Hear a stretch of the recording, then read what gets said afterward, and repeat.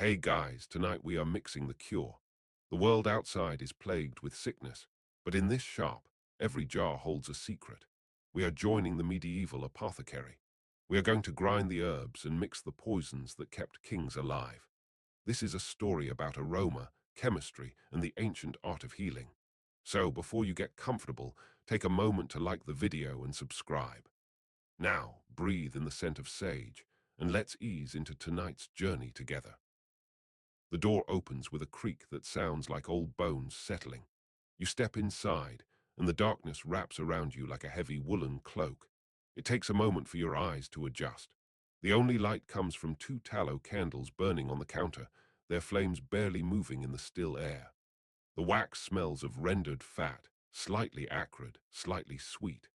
But that scent is immediately overwhelmed by everything else in this space.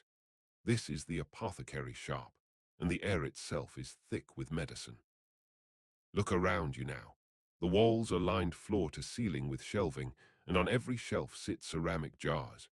Hundreds of them. Some are small, no bigger than your fist, stoppered with cork and sealed with red wax. Others are as tall as a child, their glazed surfaces catching the candlelight in patches of ochre and cream. Each jar bears a label written in careful Latin script: Radix mandragora, Pulvis mumie, Florus chamomile, Succus papaveris. The words mean nothing to most who enter here, but to the apothecary, they are a language of salvation and danger in equal measure. The smell is what strikes you most powerfully. It is not one scent, but 100 layered atop one another, fighting for dominance in your nostrils. There is clove, sharp and warming, the kind that numbs your tongue if you bite into it whole. There is cinnamon, sweeter, almost like burnt sugar, imported at great cost from distant lands where the trees grow in groves no European has ever seen.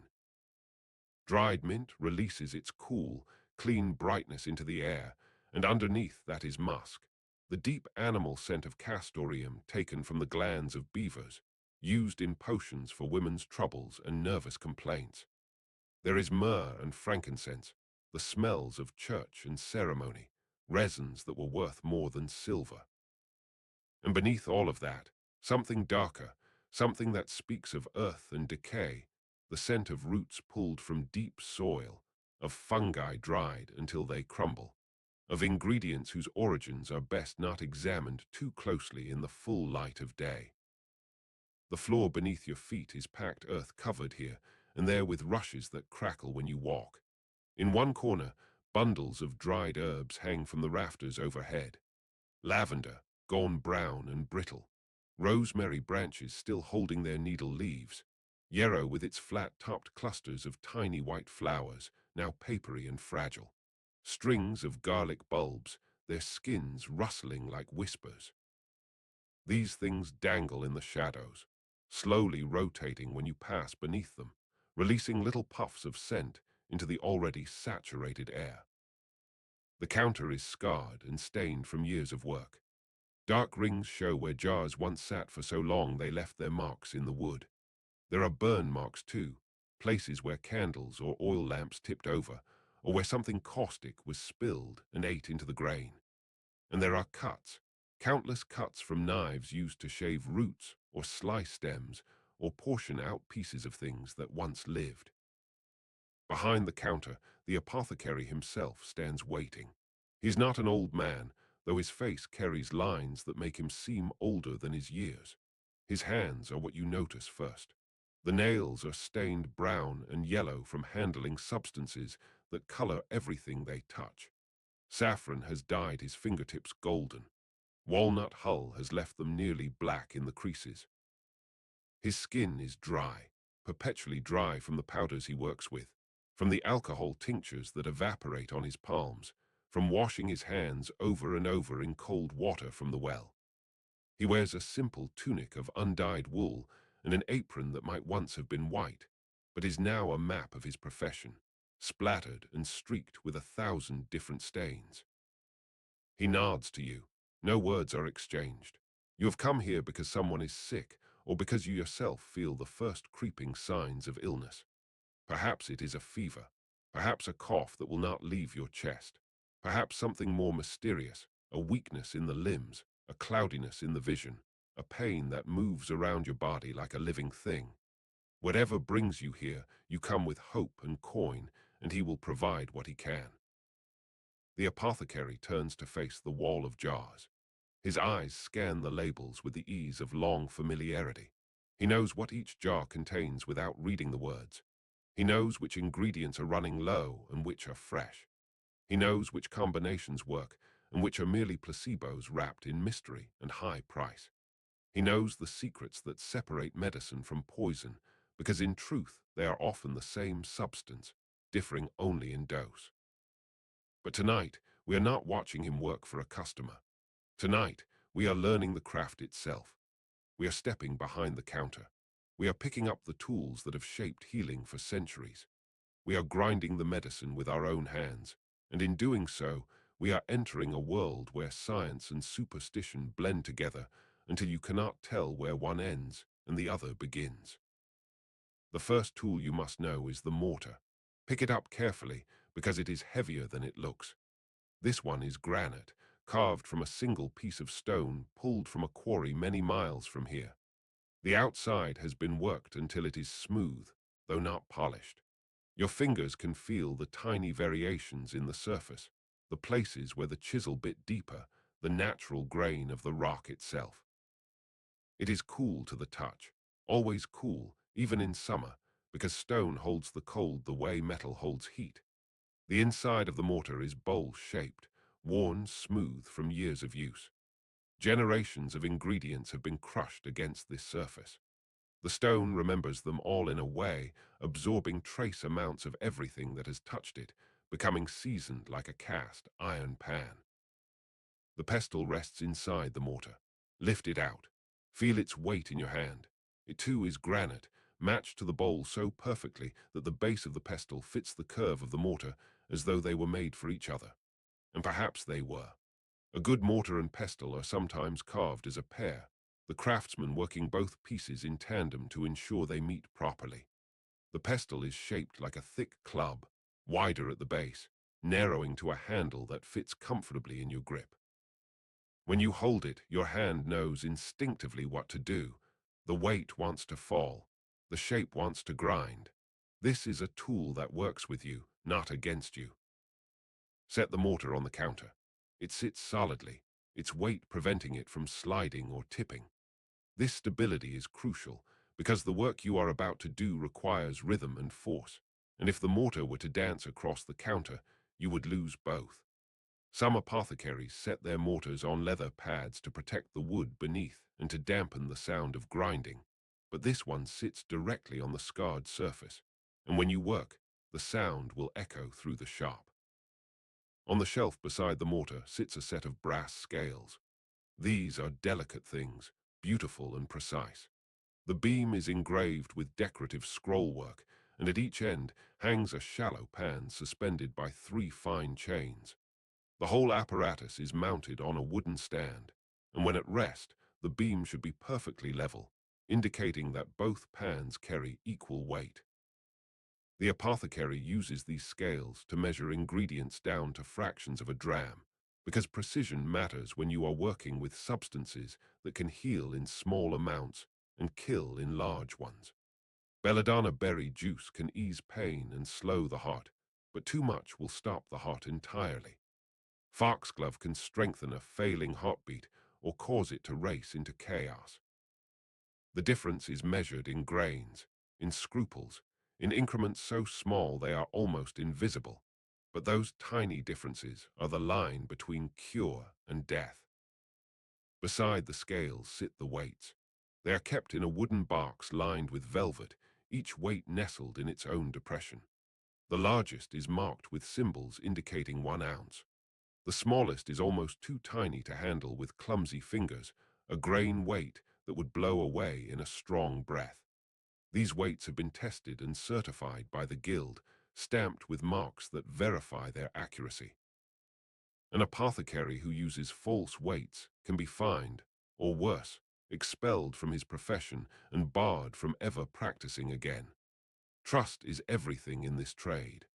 A patient must believe that what they are given has been measured correctly, mixed properly, prepared according to the old knowledge. Now let us begin the work. Reach up to one of the jars on the shelf. This one is labeled Radix valeriani, valerian root. Pull out the cork stopper, and the scent rushes out to meet you, earthy and sharp, almost unpleasant. Some say it smells like dirty socks, like unwashed feet, but there is something else in there too, something that makes you want to breathe it in despite the initial offense.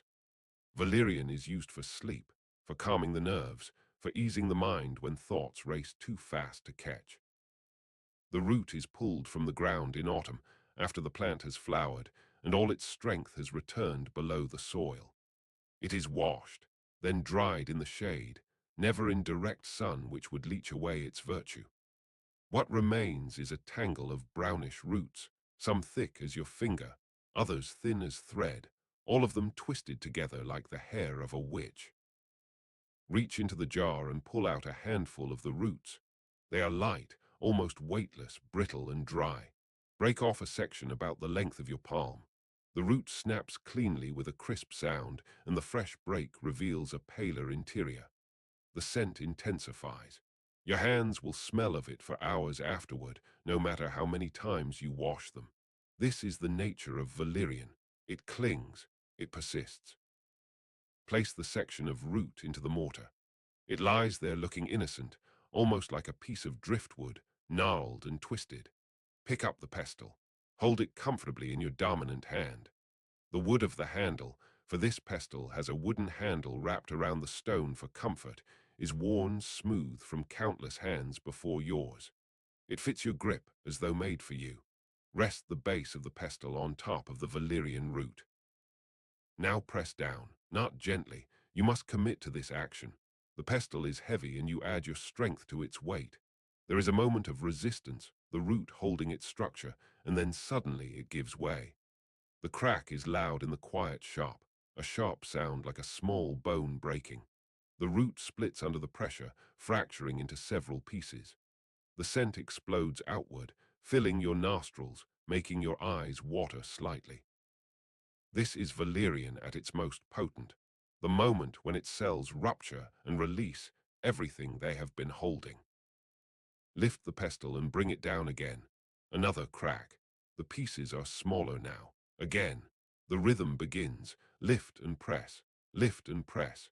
You are not pounding, not hammering with wild force. That would shatter the root into splinters that fly out of the mortar. Instead, you are applying steady, controlled pressure, using the weight of the pestle and the strength of your arm to crush downward. The pieces break smaller. Some of them try to climb the sides of the mortar bowl, and you must pause to scrape them back down to the center with your finger, feeling the gritty texture of partially pulverized root. As the pieces become smaller, you change your technique. Now, instead of simply pressing down, you begin to grind. The base of the pestle moves in circles against the bottom of the mortar, round and round, pressing as you go, trapping the root fragments between stone and stone. The sound changes. No more sharp cracks. Now it is a softer sound, a grinding, a crunching, rhythmic and steady. The motion becomes almost meditative. Your hand and arm find their rhythm. The pestle makes its circuit around the bowl. You do not have to think about it anymore. Your body knows what to do. The root begins to break down in earnest now. What were pieces become granules. The granules become a coarse powder. You can see the transformation happening. Where there was structure, now there is chaos. Where there was form, now there is texture. The powder is not uniform. Some bits are still larger, some are fine as dust. You continue grinding, working the pestle around the bowl, feeling the resistance change as the material breaks down further. The sound grows softer still. The grinding becomes almost soothing, a whisper of stone on stone with the crunch of plant matter between. Your arm begins to tire. This is hard work, harder than it looks. The apothecary does this for hours every day, preparing medicines, grinding roots, crushing seeds, pulverizing bark and berries and dried insects and minerals. His forearm is corded with muscle from this labor. His wrist is strong and flexible. You, unaccustomed to this work, feel the burn in your shoulder, the ache in your elbow. but you continue. The medicine is not ready yet. The powder must be fine, must be consistent, must be worked until every piece is broken down to the same texture. Look into the mortar now. The valerian has become a powder of varying shades of brown and grey, with flecks of lighter tan where the inner root has been exposed. The scent is overwhelming this close, making you feel slightly dizzy, slightly disconnected from your body. This is valerian's gift, this loosening of the mind from its moorings. Even the scent alone can begin to work on you, preparing your body for rest, for letting go of the day's tensions. But the powder is not yet fine enough for most uses. To be mixed into a tincture or an electuary, it must be more refined. You continue grinding. The pestle makes its circles. The powder grows finer. Minutes pass. Your arm protests. You ignore it. This is the work. This is the craft. This is how medicine is made, one patient circular motion at a time. Eventually, you stop. The powder has reached a consistency that pleases your eye. Most of it is fine as flour, though there are still a few larger pieces that refuse to break down completely. These fibrous bits can be picked out by hand or dealt within the next step of the process. Set down the pestle. Flex your fingers. Rotate your wrist to ease the stiffness. The work has left your hand cramped in the shape of the handle. On the shelf, there is a square of silk stretched over a wooden frame. This is a sieve, used to separate the fine powder from any remaining coarse material. The silk is woven so tightly that you can barely see through it, but it is not solid. The tiny spaces between the threads are just large enough to allow powder to pass through while catching anything larger. Hold the sieve over a clean piece of parchment spread on the counter. Pick up the mortar and tilt it slowly over the sieve. The powder begins to slide toward the lip of the bowl. It pours in a thin stream, and as it hits the silk, something magical happens. The finest particles fall straight through, drifting down to the parchment in a small grey-brown cloud. The larger pieces catch on the silk and remain there. You can see them, little fragments that were not quite ground fine enough. Tap the edge of the sieve gently with your finger. The vibration helps the fine powder shake through while the coarse material bounces slightly but does not pass. More powder falls. The cloud grows on the parchment, forming a small mound of medicine. When all the powder has been poured from the mortar, set it aside and look at what remains in the sieve. There is perhaps a small spoonful of material that did not pass through, fibrous bits and small chunks. These can be returned to the mortar and ground again, or they can be discarded, depending on the apothecary's judgment and how much material he has to spare. Valerian is not so expensive that every grain must be saved, but neither is it so common that waste is acceptable. Most likely, he will return these pieces to the mortar, grind them a bit more, and sift them again until everything possible has been extracted. Look at the powder on the parchment now. This is medicine. This powder, if added to wine and left to steep, will create a tincture that can ease anxiety and bring sleep. If mixed with honey into a thick paste, it becomes an electuary that can be taken by the spoonful. If combined with other herbs, it becomes part of a more complex remedy, each ingredient balancing the others, creating something greater than the sum of its parts. The candle flame flickers as a small draft moves through the shop. The powder on the parchment shifts slightly, individual particles catching the light. In this moment, you can see why the work of the apothecary feels like something between science and magic. You have taken a root, something that grew in the earth, and through physical labor you have transformed it into something new. The root's virtue, the healing property that sleeps within its cells, has been released. The plant's gift to humanity has been made accessible, broken down from its natural form into something that can be measured, mixed, administered. This is alchemy in its truest sense, the transformation of the natural world into medicine. But valerian root is only the beginning. The shop around you contains ingredients that would seem far stranger to modern eyes, substances that blur the line between medicine and superstition so thoroughly that you cannot separate them even if you tried. Let us explore these shelves together. Let us open these jars and discover what the medieval apothecary kept ready for those who could afford to pay for the rarest remedies.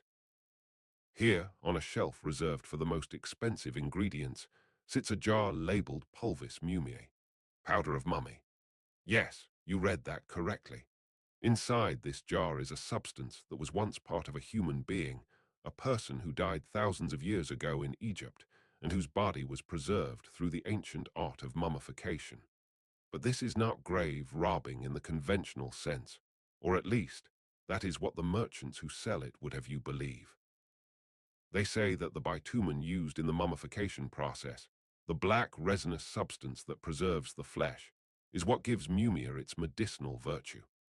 They say that this substance is worth its weight in silver, that it can cure everything from bruising to plague, from broken bones to failing hearts. They grind the desiccated flesh and bone, mix it with the bitumen, and sell it as a powder.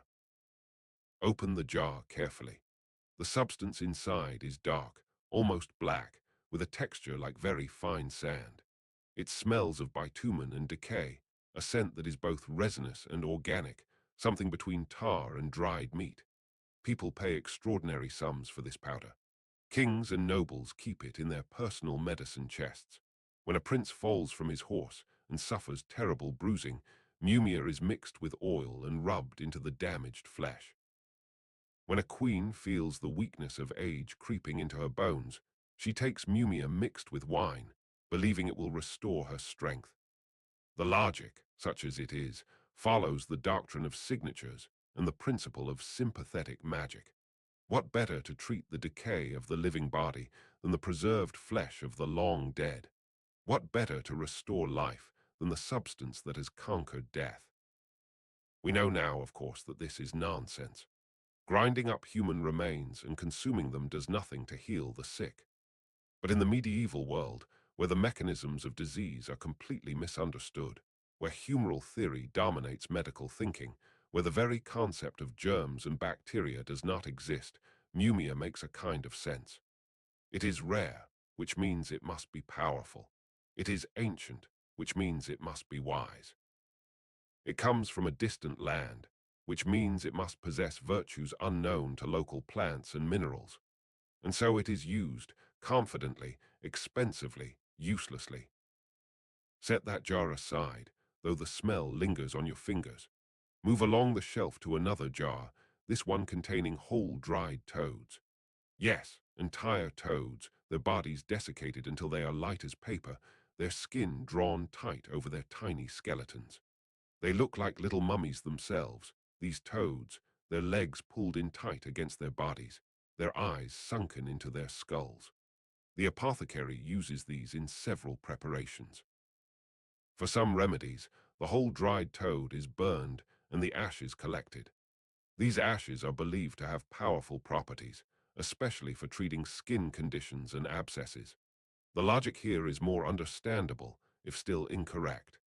Toads were thought to be poisonous creatures, and indeed some species do secrete toxins through their skin.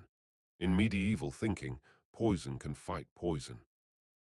A disease is seen as a kind of venom in the body, and so the venom of a toad might drive it out, like fighting fire with fire. For other preparations, the dried toad is ground in the mortar just as you ground the valerian root. The process is unpleasant. The toad's body crunches and crumbles, releasing a musty smell, and the resulting powder is grayish and very fine, almost like ash. This powder might be mixed into an ointment for treating what were called carbuncles, painful skin infections that we would now recognize as abscesses or boils. The toad powder is combined with lard or butter, sometimes with other herbs like plantain or comfrey, and smeared onto the infected area. Does it work? Only in the sense that keeping the wound covered and perhaps the lard providing some moisture might help, but the toad itself contributes nothing therapeutic. But let us move on to something even stranger. On the highest shelf, far back where casual eyes will not see it, there is a small vial. It is glass, stoppered and sealed, and the label is written in a hand different from the others, more secretive, smaller. The label says simply aqua margaritarum, water of pearls. This is one of the most expensive medicines in the shop, and it is made through a process that seems designed more to waste wealth than to create healing. Take down the vial carefully. Hold it up to the candlelight, and you can see that the liquid inside is slightly cloudy, with a faint iridescence that catches the light. To make this medicine, the apothecary takes real pearls, the kind that would be set into jewelry and worn by noble women, and he crushes them. The pearls are hard, resistant to the pestle, but with patient grinding, they eventually break down into a powder of incredible fineness. This powder is then added to strong vinegar and left to sit for days. The vinegar slowly dissolves the pearl, breaking down the calcium carbonate that forms its structure. The result is a cloudy liquid that contains the dissolved essence of the pearl. This liquid is then filtered, diluted with rose water or other pleasant-tasting waters, and bottled. Why would anyone do this?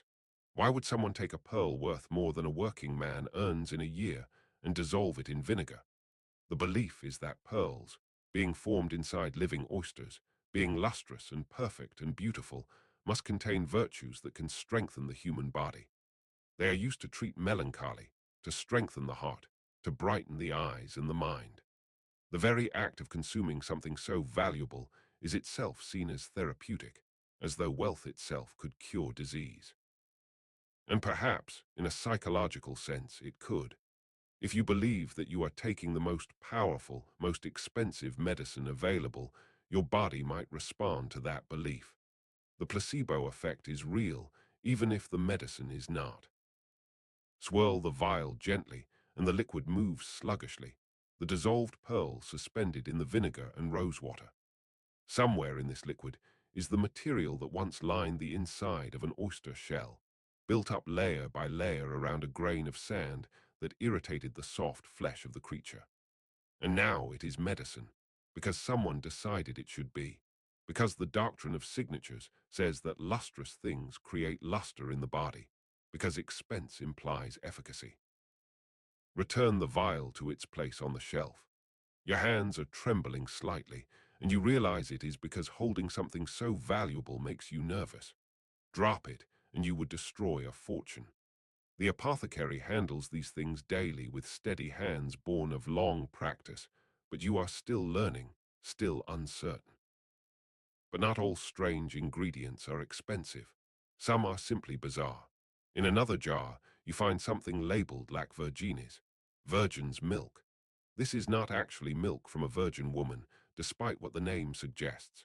Instead, it is a solution made from benzoin resin dissolved in alcohol, which turns cloudy white when added to water, like milk.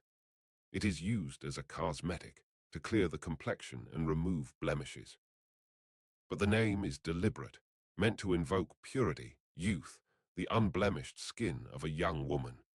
Names matter in the apothecary trade. A medicine with an exotic or mysterious name will sell better than one with a plain description. There are jars of dragon's blood, which is actually a red resin from a specific tree, used for everything from stopping bleeding to tinting medicines a dramatic crimson color. There is unicorn horn, which is really narwhal tusk, ground into powder and sold as an antidote to poison, though it has no such property. There are bezura, stones found in the stomachs of goats and other ruminants, believed to be powerful against poison because they are formed inside a living creature and are therefore thought to absorb and neutralize toxins. The logic of medieval medicine is not our logic. It follows different rules, draws different connections, sees patterns where we see randomness. But among all these strange and useless ingredients, there are real medicines too. The apothecary's shop contains willow bark, which truly does reduce fever and pain because it contains salicylic acid, the precursor to modern aspirin. There is digitalis from foxglove, powerful and dangerous, capable of regulating an irregular heartbeat or stopping a heart entirely, depending on the dose. There is opium, the dried sap of poppy seed pods, which brings pain relief and sleep, and carries with it the very real danger of addiction. There is cinchona bark from South America, which will one day be recognized as containing quinine, the first effective treatment for malaria. These things work, not because of sympathetic magic or the doctrine of signatures, but because they contain chemical compounds that interact with human biology in specific ways. The challenge for the medieval apothecary is that he cannot distinguish between what works and what does not. He has no microscope to see cells, no chemistry to identify compounds, no clinical trials to test efficacy. He has only observation, tradition, and trial and error. A remedy that appears to work, whether through its actual medicinal properties or through coincidence or placebo effect, is adopted and passed down. One that clearly causes harm is usually abandoned. But in between these extremes lies a vast gray area of treatments that sometimes seem to help, sometimes seem to do nothing, and sometimes seem to make things worse. The apothecary must navigate this uncertainty with every patient, making his best judgment based on inadequate knowledge. Return now to the mortar and pestle. Set them aside for a moment and consider the other tools of this trade. Here is a set of glass alembics and retorts, the apparatus used for distillation. These are delicate things, easily broken, expensive to replace. The apothecary uses them to extract the essential spirits from plants, to separate the pure from the impure, to create medicines that are concentrated and potent. The process of distillation is ancient, discovered by Arabic scholars and brought to Europe through the mixing of cultures in Spain and Sicily. It feels like magic when you watch it for the first time. Plant material is placed in a glass vessel with water or wine or some other liquid. The vessel is heated over a flame. As the liquid boils, it turns to vapor and rises through a curved tube called the retort. This vapor then cools and condenses in a separate vessel, dripping down as a clear liquid that carries with it the essence of the plant. Rosewater is made this way, and lavender water, and the strong alcoholic spirits that the apothecary uses as preservatives and solvents. The smell during distillation fills the shop with whatever is being processed, and the heat from the flame makes the space warm and close. It is delicate work, requiring constant attention to the flame, to the temperature, to the flow of liquid. Too much heat, and the glass might crack. Too little, and the distillation will not proceed. The apothecary must be part craftsman, part chemist, part artist. On another part of the counter sits a set of ceramic pots used for mixing ointments and salves. These are wide-mouthed and shallow, glazed on the inside to prevent the medicines from reacting with the clay. Ointment making is another fundamental skill. The base is usually some kind of fat, lard from pigs, tallow from sheep, or for more expensive preparations, sweet butter or goose grease. To this fat, the apothecary adds his powdered herbs, his tinctures, his infused oils.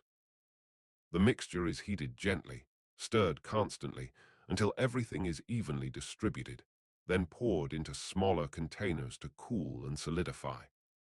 The ointment can be colored with dyes, scented with essential oils, given a pleasing texture through the addition of beeswax or other hardening agents.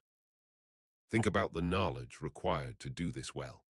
The apothecary must know which herbs pair well together, which ones are safe to mix, and which combinations might be dangerous. He must know the proper proportions, how much willow bark powder to add to achieve pain relief without causing stomach upset, how much poppy to include for sleep without inducing the deep unconsciousness that might not be woken from. He must know how to preserve his medicines so they remain potent, whether through alcohol tinctures, honey electuaries, or wax sealed jars that keep out moisture and air. He must be able to read Latin to understand the medical texts written by Galen and Avicenna and other ancient authorities. He must be able to write clearly to label his jars and record his formulas. He must have a good memory to recall the 100 different uses for the 100 different ingredients in his shop. He must have business sense to purchase materials at good prices, to manage his inventory, to price his medicines so that he makes a living without pricing himself out of the market. And he must have judgment to know when a patient needs a gentle remedy and when they need something stronger, when to refer them to a physician, and when to send them away because nothing he has can help them. But there is another aspect to this work that cannot be learned from books or practice. The apothecary must inspire trust. A patient comes to him in a state of fear and vulnerability. They are sick, or someone they love is sick, and they are desperate for help. They must believe that the apothecary knows what he is doing, that his medicines will work, that their coin is being spent wisely. So the apothecary cultivates an air of competence and mystery. His shop is arranged just so, impressive and organized. He wears his stained apron like a badge of experience. He moves among his jars with confidence, pulling down exactly what is needed without hesitation. He speaks in medical Latin when necessary to demonstrate his learning. He weighs his ingredients with exaggerated precision on his brass scales. He grinds his powders with steady, practiced motions. All of this is theater as much as it is medicine, a performance designed to convince the patient that they are in capable hands.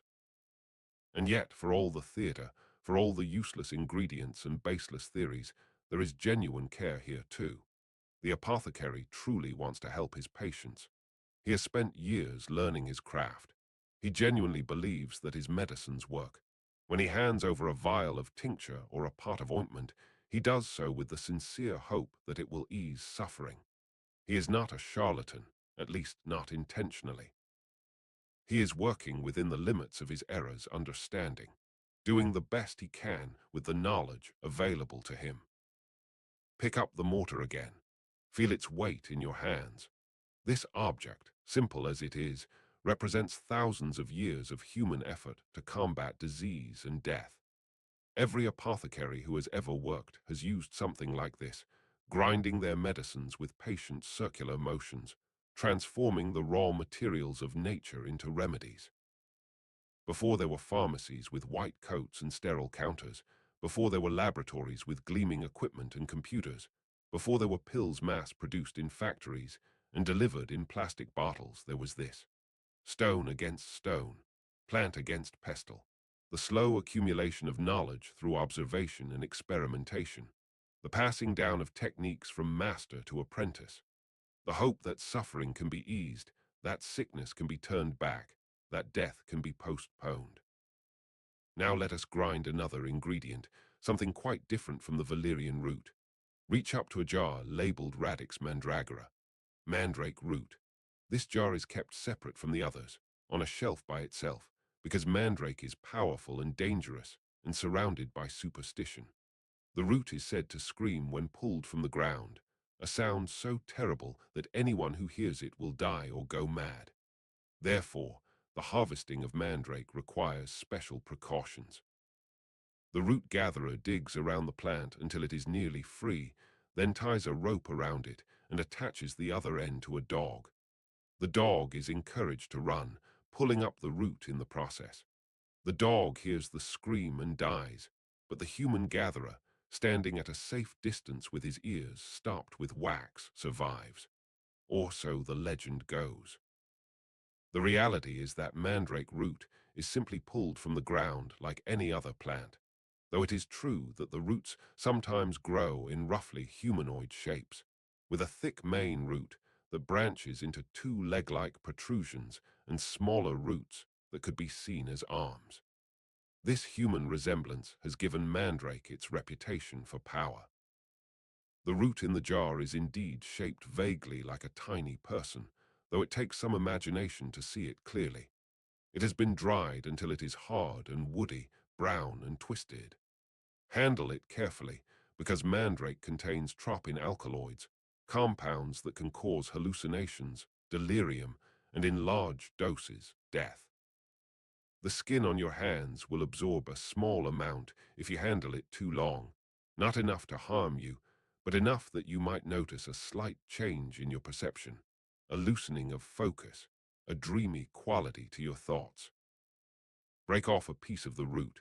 It is harder than the valerian was, denser, and it resists your strength more. You must use both hands to snap it, and even then it bends and creaks before finally breaking with a sound like a small tree branch snapping. The fresh break releases a smell that is bitter and alkaline, sharp enough to make you recoil slightly. This is not a pleasant scent. There is nothing comforting or aromatic about it. This is the smell of poison, of danger, of substances that alter the mind and body in profound ways. Place the piece of mandrake root into the mortar, which you have already wiped clean of the valerian powder. Pick up the pestle. Bring it down on the mandrake with more force than you used before, because this root will not yield easily.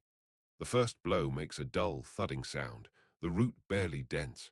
Strike again, harder. A small crack appears in the surface. Again, the crack deepens. The work is much more difficult now. Your arm tires quickly from the repeated impacts. This is not the meditative grinding of valerian. This is hard physical labor, battering the root into submission. Eventually, the root begins to break down. Chips fly off the main piece.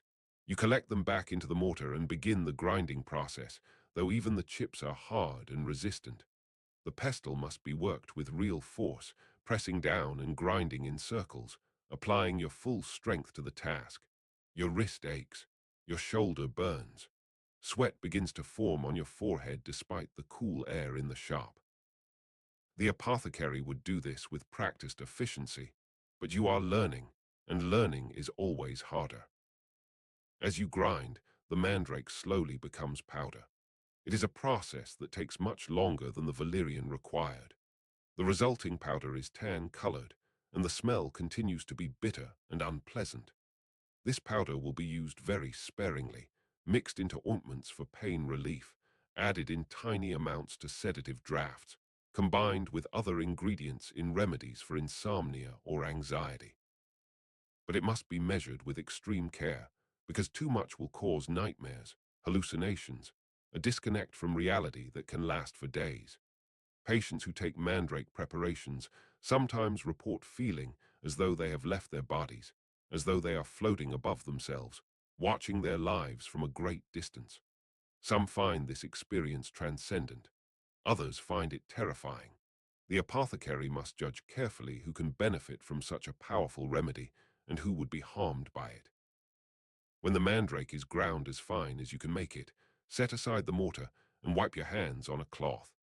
Even this small amount of contact with the powder has left your fingertips tingling slightly, a faint numbness that reminds you of the root's power. Wash your hands in the basin of water that stands near the counter, scrubbing thoroughly to remove any residue.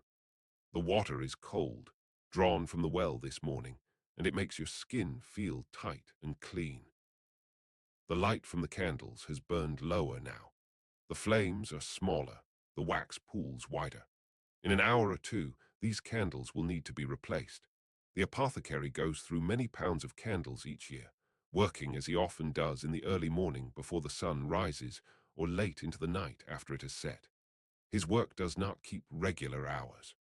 A patient might pound on his door at midnight with an emergency, a child burning with fever or a man who has been injured in an accident. The apothecary must be ready to rise from his bed, light his candles, and prepare whatever medicine is needed.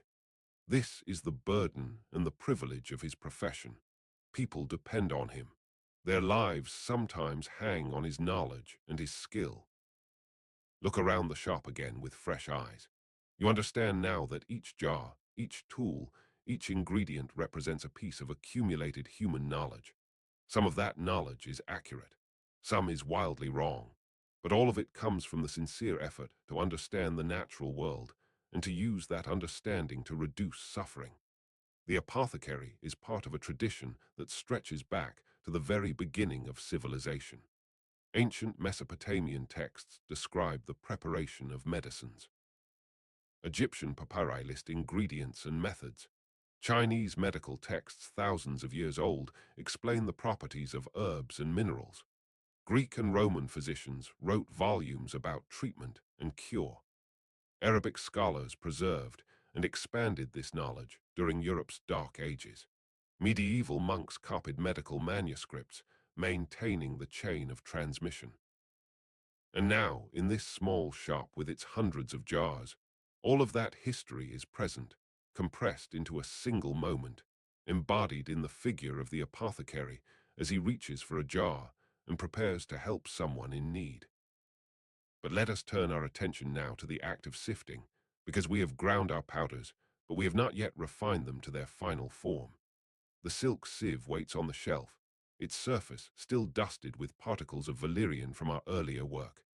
Take a clean brush, one made from the bristles of a boar, and gently sweep the silk clean. The bristles catch the larger particles, while the fine dust simply floats away on the air currents you create with your sweeping.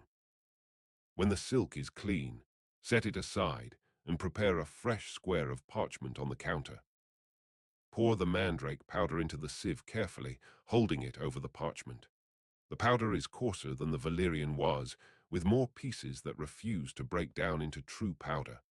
As you pour, some of it falls through immediately, but much of it sits on the silk, waiting. Tap the wooden frame of the sieve gently with your finger. The vibration sends more powder sifting through. Tap again. The rhythm of tapping becomes another meditation, another repetitive motion that quiets the mind even as it accomplishes work. Tap, watch the powder fall. Tap, watch it fall. The pile on the parchment grows slowly. When no more powder will fall through, set the sieve down and examine what remains. There are fibrous pieces, small chips of root that are too large and tough to pass through the silk. These you can return to the mortar for more grinding, or you can discard them, depending on how much material you have to work with and how fine a powder you ultimately need. For some preparations, a coarse powder is acceptable or even preferred. For others, only the finest powder will do, sifted perhaps multiple times through progressively finer sieves until it is as smooth as flour. The act of sifting is important not just for texture, but for safety. The coarse pieces that are caught by the sieve might contain concentrations of the active compounds, places where the alkaloids or other medicinal substances are particularly dense. Including these in a medicine might lead to unpredictable dosing, one spoonful containing much more of the active ingredient than another. Sifting ensures uniformity, which is critical when working with powerful substances like mandrake. Watch the powder as you tap the sieve. Each particle that falls through catches the candlelight for a fraction of a second before landing on the parchment. In that brief moment, the powder almost glows, illuminated from behind. It is a small beauty, easily overlooked, but the apothecary who works here night after night would know this sight well. He would know the particular way each powder falls, the way some drift slowly like snow, while others drop quickly and heavily. He would know the colors, the textures, the smells of every substance in his shop, could identify them blind if necessary. This knowledge is born of repetition, of doing the same tasks so many times that they become part of your body's memory, written into your muscles and nerves. When the sifting is complete, carefully fold the parchment around the powder to contain it. The parchment is valuable, made from animal skin prepared through a long process of soaking, stretching, and scraping. It is reused many times, wiped clean after each use, until it becomes too worn or too stained to be useful. The apothecary wastes nothing. Every scrap has value. Even the sweepings from his floor might contain spilled medicines or fragments of herbs that can be collected and used. Now pour the fine mandrake powder into a small jar, one just large enough to hold the amount you have prepared. Cork it tightly and seal the cork with wax, melting a stick of red sealing wax over the candle flame and letting it drip around the junction between cork and jar until a solid seal is formed. This wax seal serves multiple purposes. It keeps air and moisture out, preserving the powder's potency. It shows that the jar has not been opened since the apothecary filled it, providing assurance to the customer that the contents are fresh and unadulterated. And it looks professional, official, suggesting that what lies inside is valuable and carefully prepared. As the wax cools and hardens, press your thumb into it gently, leaving an impression. The apothecary has his own seal that he presses into the wax, a mark that identifies these medicines as coming from his shop. This is important in a world where counterfeit medicines are common, where unscrupulous people might fill jars with sawdust or chalk and sell them as expensive remedies. A recognized seal provides some protection against fraud, though it is not foolproof. The seal can be copied, the wax can be carefully removed and replaced, but it is better than nothing, one small defense against a dishonest world. Label the jar now, writing on a small piece of parchment with ink made from oak galls and iron salts. The letters must be clear and precise. Radix mandragora. Beneath that, the date of preparation. Perhaps a note about the potency if this batch seems particularly strong or weak. These labels are crucial records, allowing the apothecary to track his inventory, to know which preparations are old and which are fresh, to maintain consistency in his medicines. Set the jar on the shelf with the others, fitting it into the space left by the root you removed. The shop returns to its previous order, everything in its place. This is how the apothecary maintains his sanity in the face of hundreds of different ingredients. Organization is not optional. It is essential. If he had to search for each jar every time he needed it, his work would take twice as long and errors would be inevitable. But with everything properly labeled and shelved, according to a system he has internalized, he can move through his shop with confidence and speed. The night is deepening now. Outside, the streets are quiet. Most people are asleep, their bodies surrendered to rest, trusting that tomorrow they will wake again. But here in the apothecary shop, work continues. There is always more to do, more medicines to prepare, more ingredients to grind and sift and mix, more jars to fill and seal and label. The work is never truly finished because the demand for medicine never stops. People will always fall ill. They will always seek cures. And as long as that remains true, the apothecary will have a place in the world. But let us return once more to the fundamental tools, to the mortar and pestle that have been the apothecary's companions for centuries. Pick up the mortar one final time. Feel its solidity in your hands. Imagine the thousands of ingredients that have been ground within it. Imagine the hands that have held the pestle before yours, hands long since turned to dust themselves, hands that worked with the same tools toward the same purpose. There is a continuity here, a connection across time. The specific ingredients may change. The theories of medicine may evolve. But the basic act of grinding, mixing, preparing, this remains constant. It is primal and eternal, the transformation of the natural world into something that serves human needs. Set the mortar down gently on the counter, respecting its weight and its purpose. The pestle rests inside it, waiting for the next use. These tools will outlast the apothecary who owns them. They will be passed down to whoever takes over this shop when he is gone, and they will continue their work, grinding medicine for generations yet to come. Stone is patient. Stone endures. The mortar and pestle will still be crushing plants into powder long after we are all forgotten. The candles gutter and burn, their wax pools spreading wider. The shop is filled with the accumulated sense of everything that has been opened tonight. Valerian and mandrake, clove and cinnamon, the bitter tang of toad powder, and the sweet resinous smell of benzoin. These scents layer and mingle, creating an atmosphere that exists nowhere else in the world except in places like this, where healing and mystery intertwine, where science and superstition cannot be separated, where hope takes physical form in carefully measured powders and precisely mixed tinctures. You are standing in a moment of history, a moment when medicine is still more art than science, when the boundaries between chemistry and alchemy have not yet been firmly drawn, when a healer must be part physician, part pharmacist, part priest, and part performer.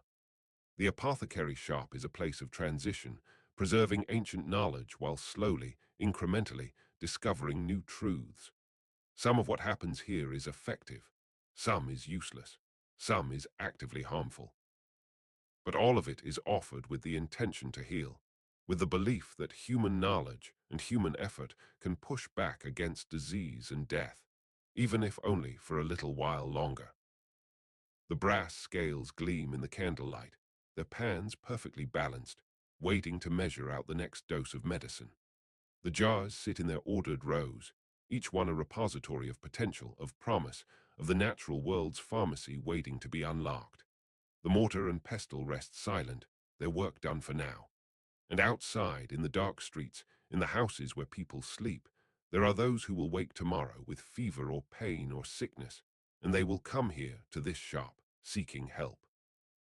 And the apothecary will be ready, as he has always been ready, with his knowledge and his tools and his carefully prepared medicines, doing what humans have done for as long as we have existed, fighting against the frailty of flesh, reaching toward healing, grinding hope from stone and plant, and strange ingredients collected from the far corners of the world. This is the work. This is the craft. This is the medieval apothecary, standing between sickness and health, between knowledge and ignorance, between the past and the future, using tools that have not changed in 1,000 years to combat problems that are as old as life itself. And in the quiet rhythm of the pestle against the mortar, in the soft sound of powder sifting through silk, in the scratch of pen on parchment as labels are written, there is a kind of peace, a sense of purpose, a feeling that what is being done here matters, that it has always mattered, that it will continue to matter for as long as humans draw breath and hope for one more day of life. The fire in the corner hearth has been burning low all evening, reduced to glowing coals that pulse with red and orange light. But now the work shifts, and heat is needed. You move away from the counter where the mortar and pestle sit, their work completed for the moment, and approach the hearth. The warmth reaches out to you before you even arrive, a gentle heat that touches your face and hands. The shop has been cool, the stone walls holding the night chill, but here near the fire there is comfort, a small island of warmth in the darkness. Kneel down beside the hearth and reach for the iron poker that leans against the stone. The handle is cold despite its proximity to the flames, and when you grasp it, the metal draws heat from your palm. Use the poker to stir the coals, breaking apart the larger pieces, allowing air to flow between them. The coals respond immediately. Their glow intensifies. Small flames begin to lick up between the fragments of charred wood. You add kindling from the basket beside the hearth, small dry twigs that catch quickly, their flames bright and eager. Then a larger piece of wood, oak that has been split and dried for a year until all the moisture has left it. The wood resists at first, the flames touching it tentatively, exploring its surface. Then it catches, and the fire grows, climbing up the new fuel, filling the hearth with warmth and light. The copper pot sits on the shelf above the hearth, waiting. It is a beautiful object, this pot, hammered from a single sheet of copper by a craftsman who understood his material. The outside has been polished until it gleams, though now it bears the marks of many fires, darkened patches where flames have touched it, a patina that speaks of use and age. The inside is bright and clean, scrubbed after each use with sand and vinegar until the copper shines. Lift it down carefully. It is heavier than it looks, the metal thick enough to distribute heat evenly, to prevent burning, to stand up to years of daily use. Set the pot on the iron trivet that straddles the fire. The trivet holds the pot at exactly the right height above the flames, close enough to heat efficiently, but not so close that the contents will scorch. The copper begins to warm immediately. You can see the heat moving across its surface, a subtle change in the metal's appearance, though you cannot yet feel it from where you kneel. Now you need water. The bucket sits by the door, filled this morning from the well in the courtyard. Dip a wooden ladle into the water and carry it to the copper pot, moving carefully to avoid spilling. Pour the water in. It makes a soft splashing sound as it hits the bottom of the pot, and immediately the copper responds, the cool water pulling heat from the metal with a faint hiss. Add more ladlefuls until the pot is perhaps 1/3 full. This is enough for the syrup you intend to make. Too much water, and the syrup will be thin, taking hours to reduce. Too little, and you risk scorching the sugar before it properly dissolves. Sugar. This is where the cost becomes significant. Sugar is a luxury, expensive beyond the means of most people. It comes from distant lands, from cane plants grown in hot climates far across the sea. The raw sugar arrives in loaves, hard cones of brown crystal wrapped in paper and sealed with wax. Each loaf represents wealth, represents trade routes and merchant ships, represents labor in fields under burning sun. To use sugar in medicine is to create something precious, something that only the wealthy can afford. The poor make do with honey for their syrups, and while honey works well enough, it does not have the clarity of sugar, the pure, clean sweetness that dissolves without cloudiness, without the complex flavors that honey brings. Unwrap one of the sugar loaves carefully, peeling away the paper to reveal the crystalline surface beneath. The sugar is not white, but pale brown, still containing traces of molasses, still carrying the scent of its origin. Take a knife and shave off pieces from the loaf, letting them fall into a ceramic bowl. The knife must be sharp to cut the hard crystal, and even so, the work takes effort. Each stroke of the blade produces thin curls of sugar that catch the firelight. Continue shaving until you have filled the bowl, more than you need for this batch of syrup, but sugar is easier to work with when you have excess that can be returned to storage. Measure out the amount needed using a small brass cup. The apothecary has several of these measuring cups, each one marked to indicate a specific volume. This one holds approximately 4 ounces of material. Fill it with the sugar shavings, pressing down gently to remove air pockets, leveling the top with the flat of the knife blade. Pour the measured sugar into the warming water in the copper pot. Add another cupful, and another. The sugar drifts down through the water, settling on the bottom of the pot where it sits in a small mound, not yet dissolving, waiting for sufficient heat to break it down. Take the long wooden spoon that hangs from a hook beside the hearth. The handle is smooth from years of stirring, worn to fit a human hand, darkened by contact with countless preparations. Lower the spoon into the pot and begin to stir. The sugar grates against the copper bottom as you move it around. The water is warming now. You can feel the heat beginning to radiate from the pot, and as the temperature rises, the sugar begins its transformation. The crystals at the bottom start to soften, their edges blurring, beginning to dissolve into the water around them. Stir slowly, methodically, keeping the sugar moving so it does not settle and scorch. The motion is gentle, circular, following the curve of the pot. Round and round the spoon goes, and you watch as the water gradually changes. What was clear becomes slightly cloudy as the sugar dissolves. Undissolved crystals circulate through the liquid, catching the light, glittering briefly before disappearing back into the mixture. The cloudiness is temporary, a stage in the process. As more sugar dissolves, the liquid will become clear again, but thicker, viscous, the water transformed by the sweetness it now carries. The heat from the fire grows stronger. The flames have fully consumed the oak log now, burning with a steady warmth that radiates against your face and hands. You must shift position slightly, moving back from the hearth because the heat is becoming intense. But the pot must stay where it is, receiving the full benefit of the fire, bringing the water to the correct temperature for syrup making. Watch the surface of the liquid in the pot. It begins to move, not yet bubbling, but showing the first signs of convection, warmer water rising from the bottom where it touches the heated copper, cooler water sinking to replace it. Stir continuously. Your arm settles into the rhythm, the same meditative circular motion that you used with the mortar and pestle, but different now, slower, more sustained. The spoon moves through liquid resistance rather than grinding against solid stone.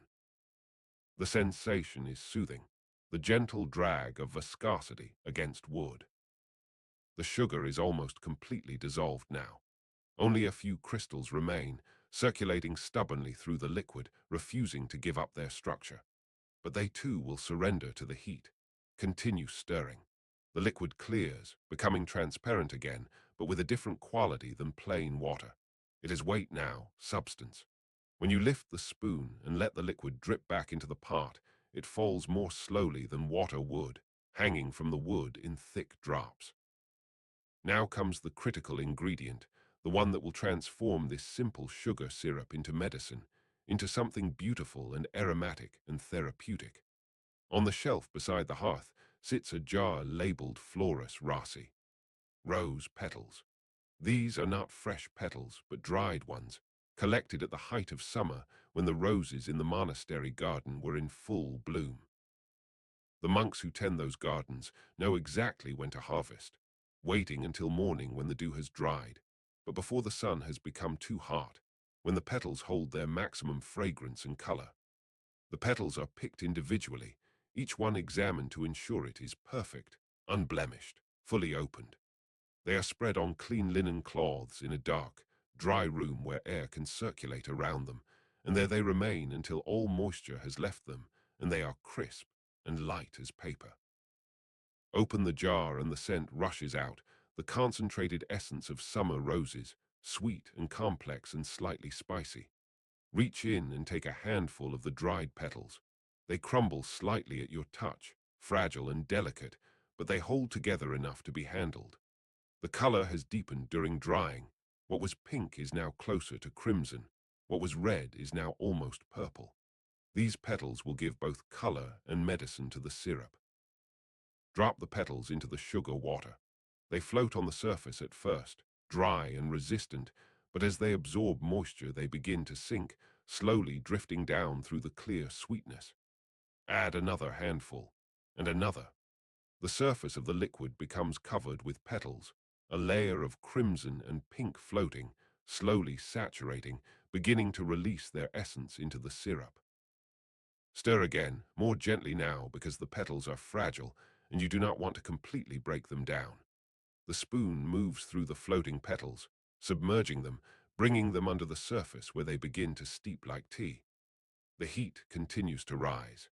Small bubbles form on the bottom of the copper pot, not yet breaking free to rise through the liquid, but clinging to the metal, each one a tiny pocket of steam.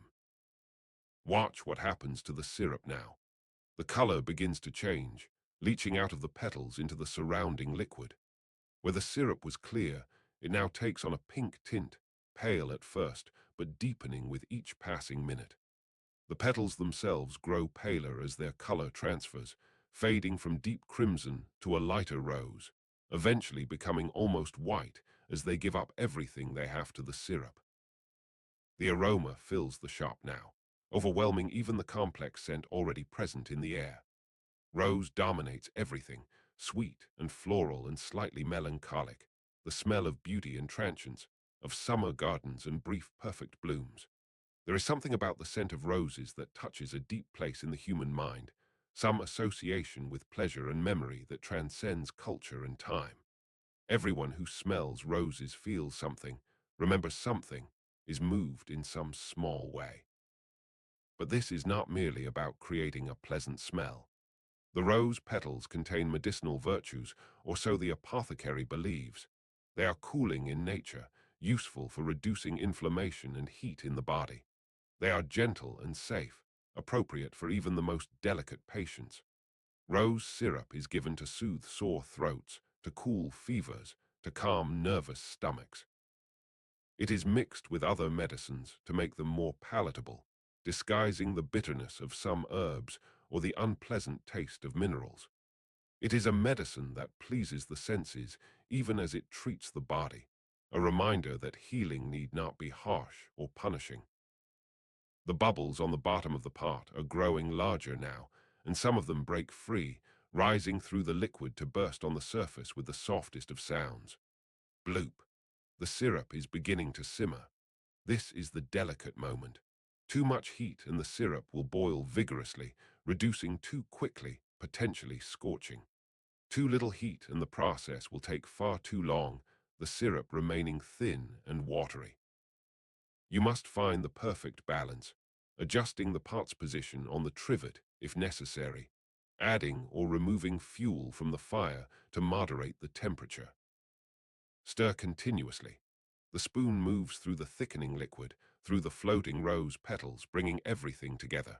The syrup has darkened now to a beautiful rose-red color, translucent and jewel-like.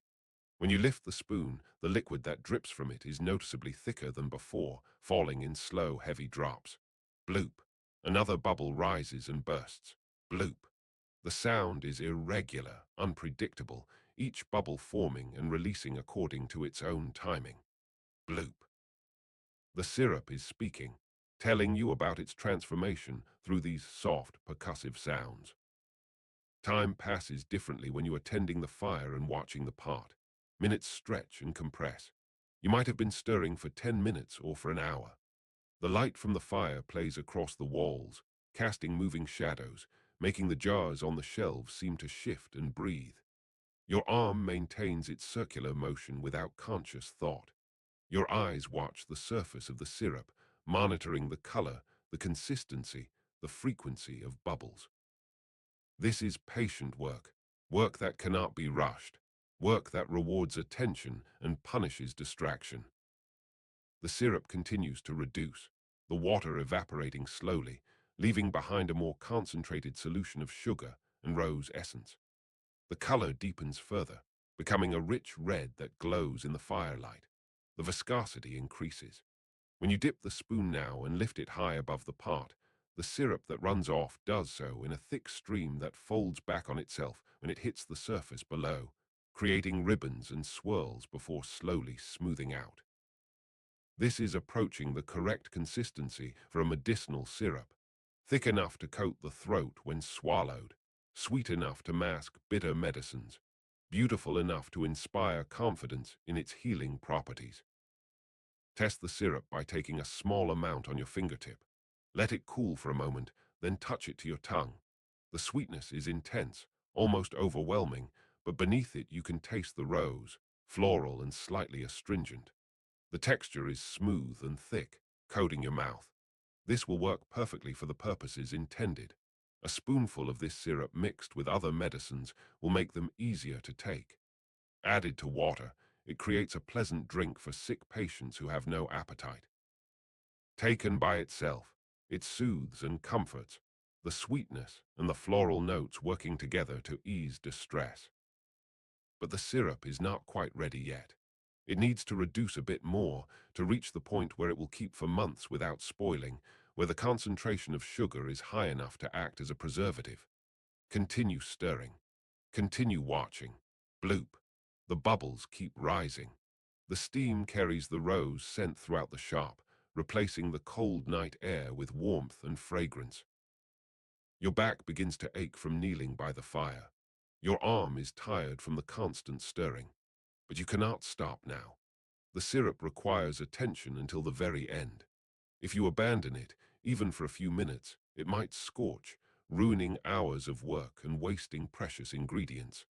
So you remain, tending the fire, stirring the pot, watching the transformation continue. Finally, the syrup reaches the perfect consistency. When you lift the spoon, the liquid that clings to it is thick and glossy, dripping very slowly, hanging in heavy drops before falling. The color is a deep transparent red, like liquid ruby. The scent is powerful but not overwhelming, the rose perfectly balanced with the sweetness. This is ready.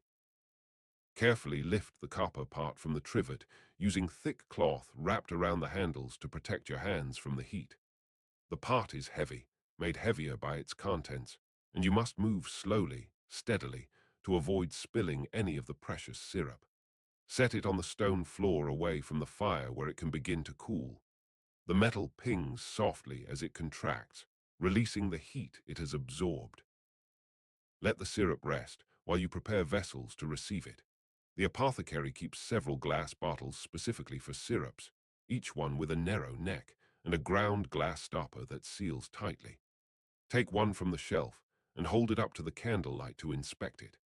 The glass must be clean, perfectly clean, free from any dust or residue that might contaminate the syrup. Wipe the inside with a clean linen cloth, then set it ready beside the cooling pot. When the syrup has cooled enough to handle safely, but is still liquid enough to pour easily, You will transfer it to the bottle. But that moment has not yet arrived.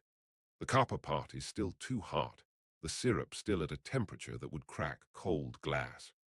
So you wait, using this time to clean the wooden spoon, to wipe down the counter, to tend the fire which has begun to burn low again now that the intense heat is no longer needed. While you wait for the rose syrup to cool, your mind turns to the next task, the one that represents the pinnacle of the apothecary's art, the preparation that separates a skilled craftsman from a mere herb seller.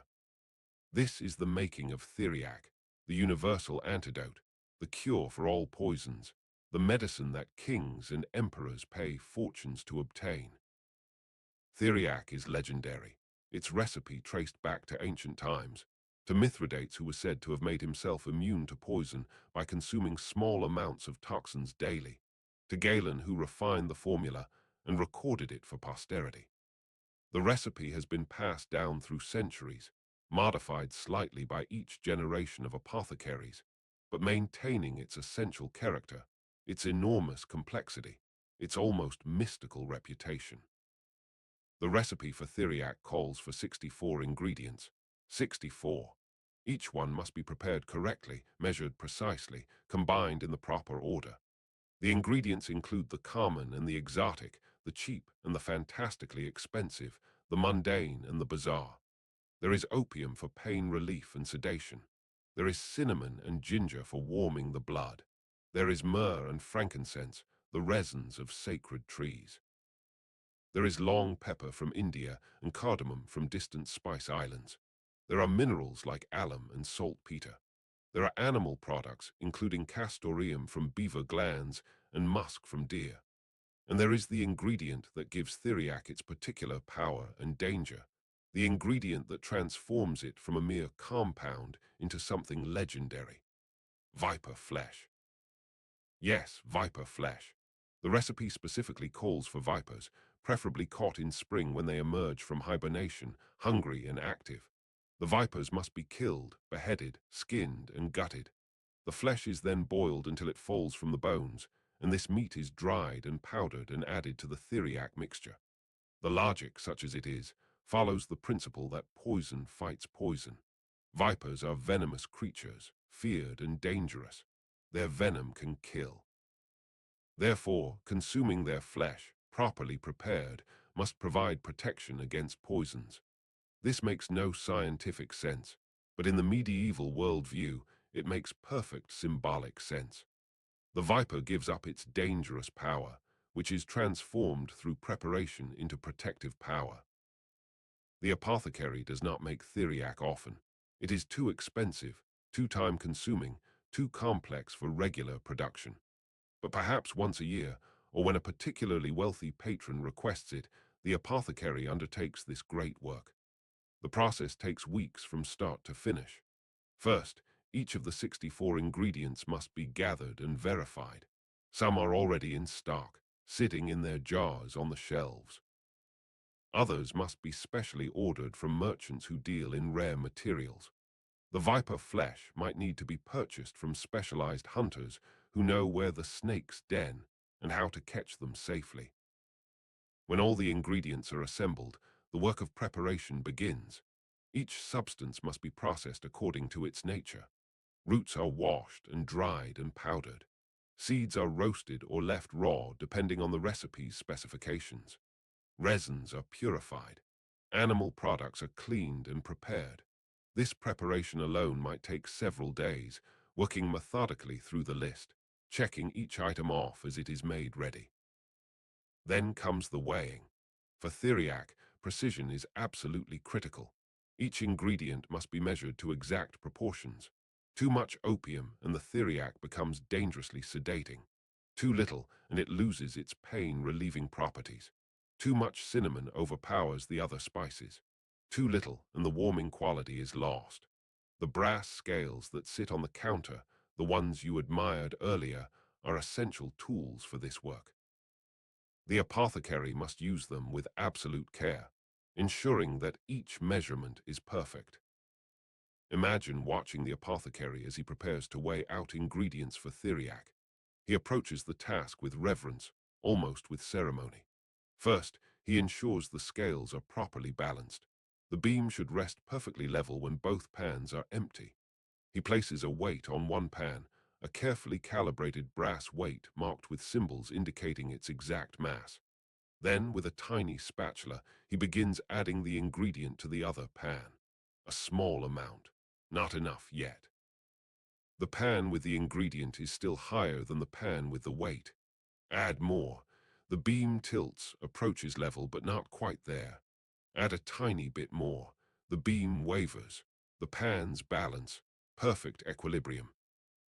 But wait, look more closely at the beam. It is not quite level. The pan with the ingredient is just barely higher, so slightly that you can barely see it, but the apothecary's trained eye catches the difference immediately. He takes a pair of fine forceps and removes a few grains of the ingredient, just a pinch, barely anything at all. Now the beam is level. Now the weight is exact. This is the precision required for Theriac, precision that borders on the obsessive, but this obsession is necessary. When you are working with powerful substances, when you are creating a medicine meant for royalty, when your reputation and perhaps your life depend on the quality of your work, you cannot afford to be careless. Some ingredients require even greater precision.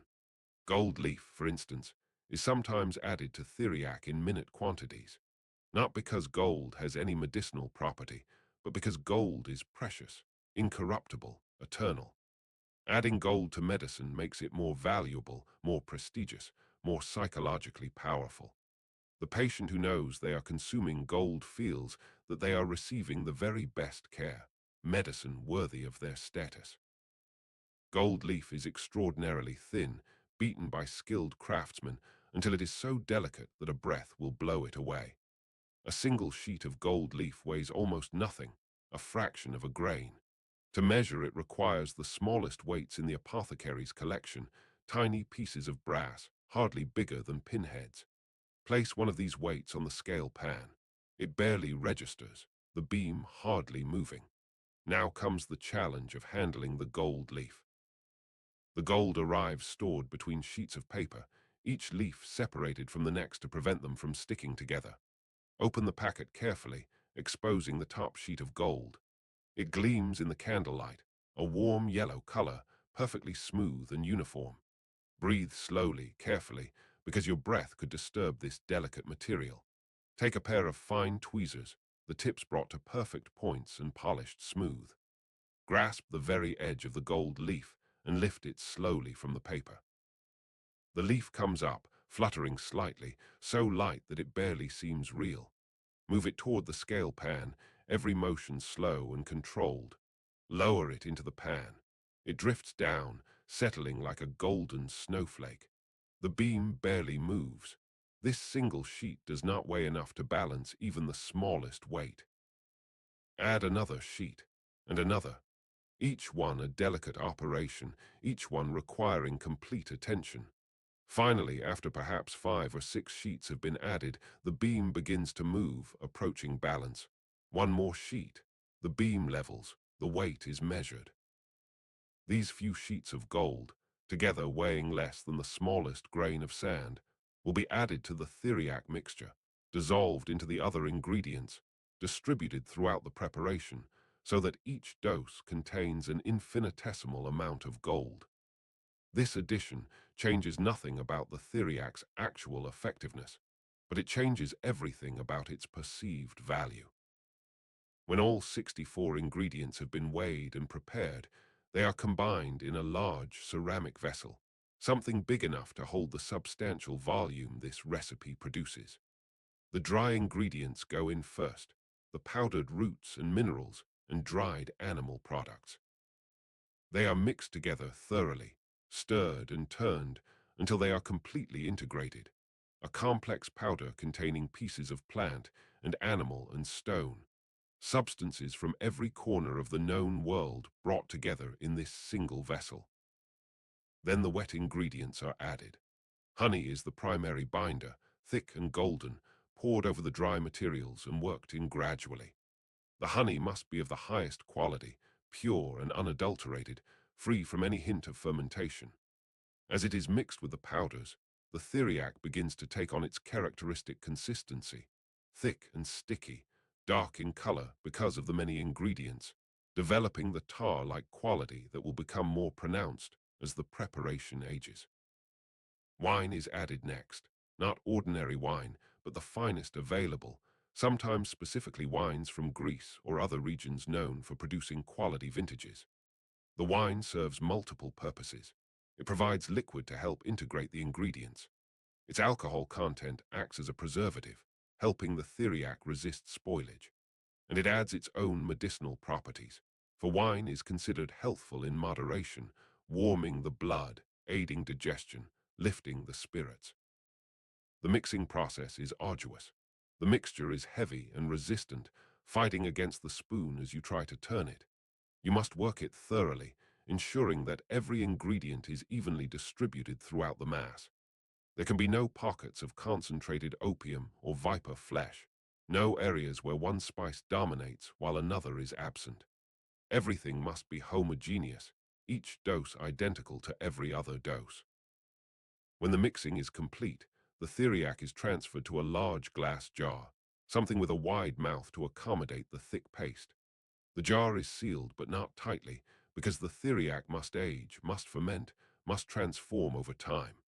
It sits in a cool, dark place for months, sometimes for years. During this aging process, the ingredients interact with each other, their essences blending, mellowing, becoming something greater than the sum of their parts. The wine and honey ferment slightly, developing complexity. The opium's harshness softens. The spices integrate. The finished Theriac, after proper aging, is black and sticky like tar, with a complex aroma that is simultaneously sweet and bitter, spicy and resinous, medicinal and mysterious. The apothecary checks on the aging Theriac periodically, opening the jar to smell it, examining its consistency, making sure it is developing properly. When it is finally ready, it is portioned out into smaller jars and sold for enormous sums. A jar of properly aged Theriac might cost as much as a skilled craftsman earns in a month. But those who buy it believe they are purchasing protection against poison, against plague, against death itself. They take it preventatively, a small amount each day, trusting in its legendary power. They keep it ready in case of emergency, in case someone slips poison into their wine, or they are bitten by a venomous creature, or they contract some mysterious illness. Does Theriac work? In some limited ways, yes. The opium it contains does provide pain relief and sedation. Some of the herbs and spices have genuine medicinal properties. But as a universal antidote, as a cure for all poisons, it is useless. Many of the ingredients contribute nothing therapeutic.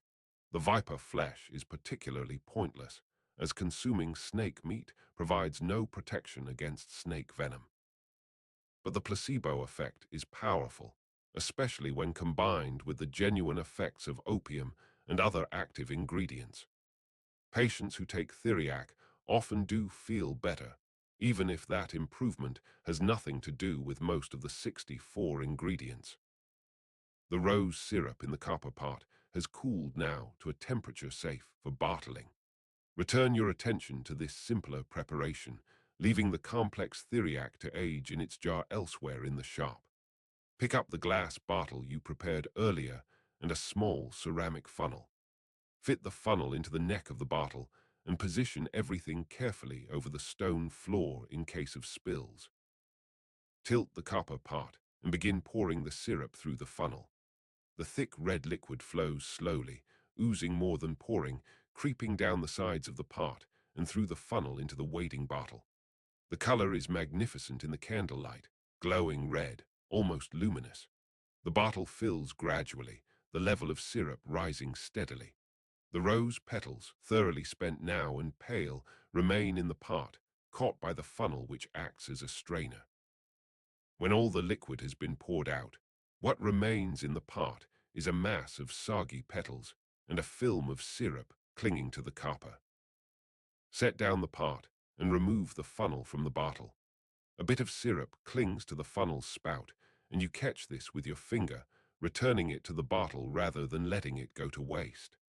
The bottle is now full of rose syrup, perhaps 10 ounces of medicine, beautiful and fragrant and ready to use. But it must be sealed properly before it can be stored. The glass stopper that belongs to this bottle sits nearby. Pick it up and inspect it. The stopper is ground to fit this specific bottle. The surfaces of both stopper and bottle opening worked until they match perfectly. A proper ground glass joint creates an almost airtight seal, preventing evaporation, keeping out dust and insects and contamination. Insert the stopper into the bottle and press it down firmly. It seats with a slight resistance, the glass surfaces sliding against each other with a faint squeaking sound. When fully seated, the seal is complete. But even a ground glass stopper is not considered sufficient protection for a medicine as valuable as rose syrup. Additional sealing is required. Take a stick of beeswax from the box of supplies kept near the counter.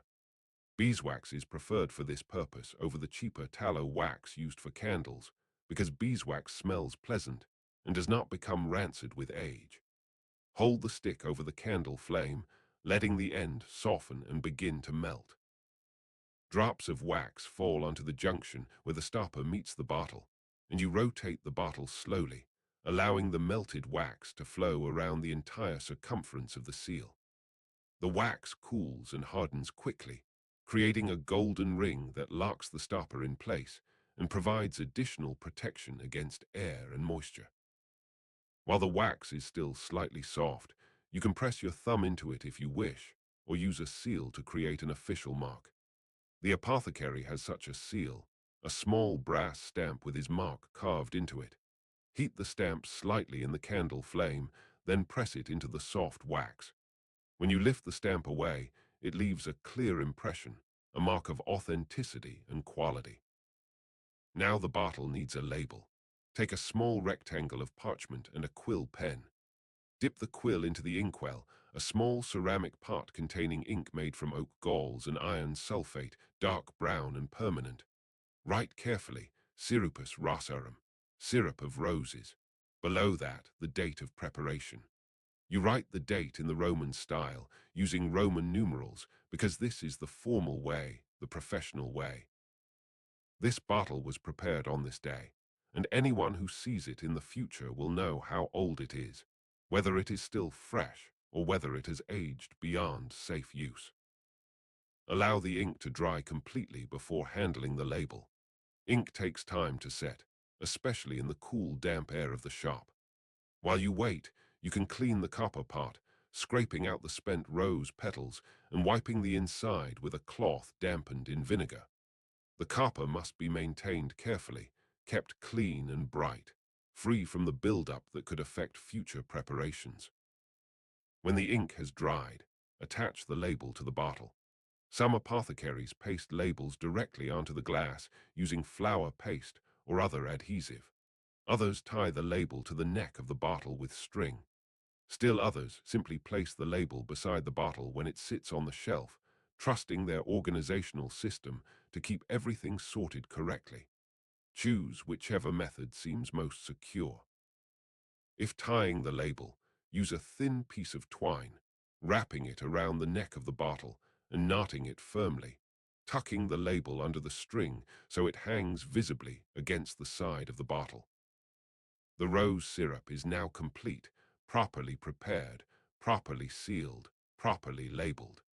It joins the hundreds of other medicines in the shop, taking its place on the shelf where it will wait until someone needs it, until a patient comes in with a sore throat or a fever, until another apothecary wants to purchase some to use in his own preparations, until it is called upon to do what it was made to do. But the work of the night is not finished. There are always more tasks, more preparations needed. Perhaps tomorrow someone will request a sleeping draught, and you will need to compound something from poppy and valerian and other sedative herbs. Perhaps someone will need a warming liniment for aching joints, and you will prepare something with pepper and mustard and camphor, substances that create heat when rubbed into the skin. Perhaps a mother will bring in a sick child, and you will need to prepare something gentle and safe, a mild tea, or a soothing ointment, something that will not harm even the most delicate constitution. The brass scales sit waiting, their pans empty, their beam balanced. These scales are essential tools, used countless times every day. Pick them up and examine them more closely in the candlelight. The craftsmanship is evident in every detail. The beam is perfectly straight, the pivot point precisely centered. The pans hang from chains that are equal in length, ensuring that both pans rest at the same height when unweighted. The engravings on the beam are not merely decorative, but functional, helping the apothecary estimate weights at a glance. Set a small object in one pan, a coin perhaps, or a button, anything with a definite weight. The pan sinks immediately, and the beam tilts, the weighted pan dropping, the empty pan rising. Now begin adding small weights to the other pan, starting with the lightest ones. Each weight you add brings the beam closer to level, but it takes several weights before equilibrium is achieved. When the beam finally rests horizontal, both pans at equal height, you know that the object and the weights are perfectly matched in mass. This is the fundamental principle of the balance scale, a principle that has been understood and used for thousands of years. The scale is honest in a way that human judgment cannot be. Your hand might think it can estimate weight by feeling, but it will be wrong. Your eyes might think they can judge quantity by looking, but they will deceive you. The scale does not guess or estimate or approximate. It measures truth with mechanical precision. For an apothecary, this precision is life and death. Consider digitalis, the medicine derived from foxglove plants.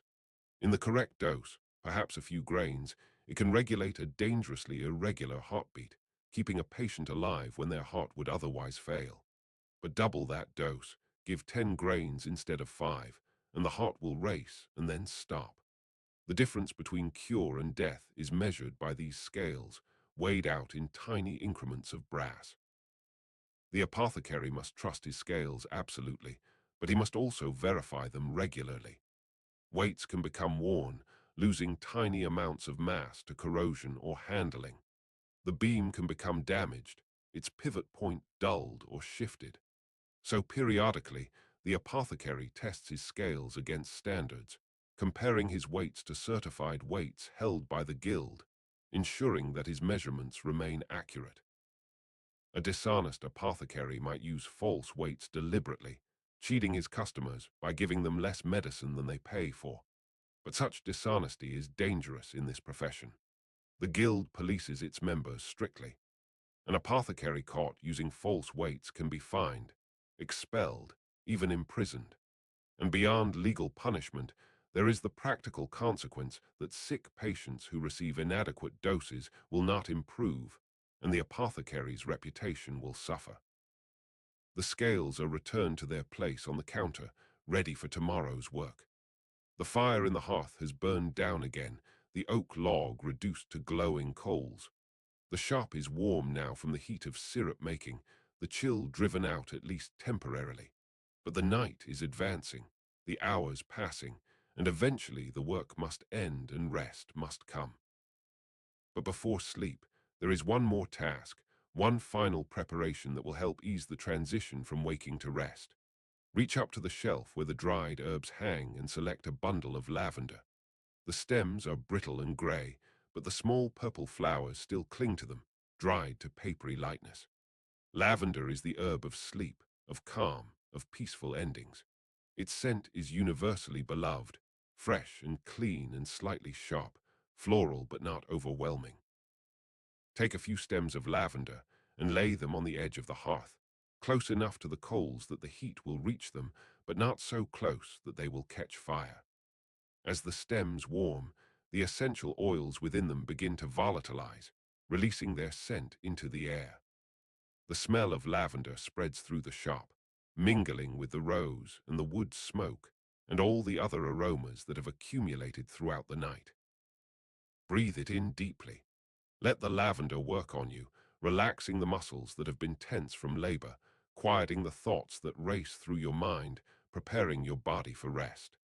This is medicine too, this aromatherapy, though the medieval apothecary would not call it that.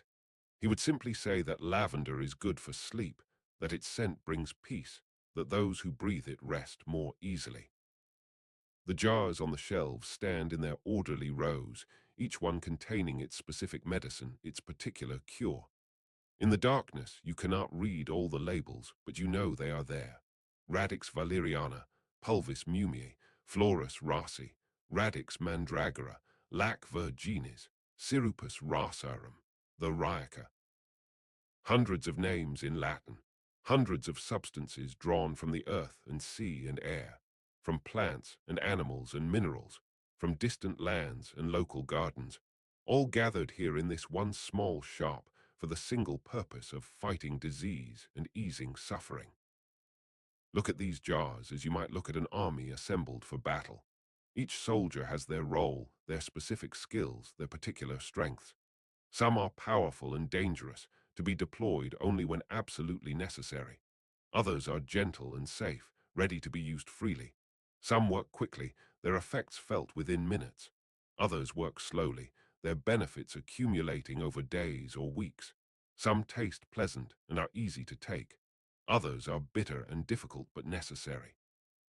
Together, they represent humanity's best effort to combat the afflictions that plague our species, to push back against pain and sickness and the inevitable decline of the body toward death. The apothecary who works here is a guardian of this knowledge, a keeper of these secrets.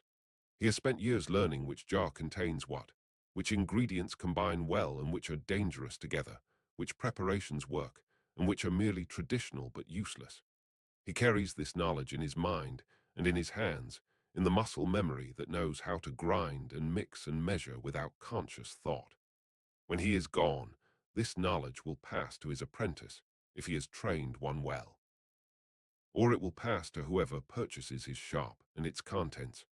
Or, if he is unlucky and dies without arranging succession, it will be lost, the jars scattered, the recipes forgotten, another small gap in the long chain of transmitted wisdom that connects past to future. But tonight the shop is intact, the knowledge preserved, the medicines ready.